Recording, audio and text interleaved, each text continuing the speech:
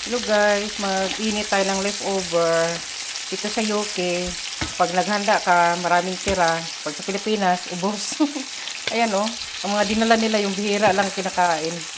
Pero itong mga ganito, sanay na sila eh. Marami silang pambili.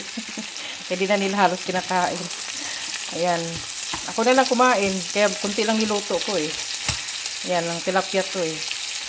Hindi na sila nagdala kasi marami din silang panghanda kanila.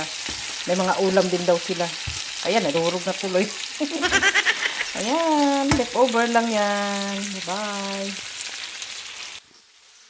Init tayo ng pagkain guys kasi marami leftover. Kain na tayo guys. Ayan, luto na. May okra. May lunch ko. Breakfast. Sama na. Brown rice to. Kain na tayo guys. Oh. Ang isa nagkarpintero pa. Kain tayo guys. Ayan.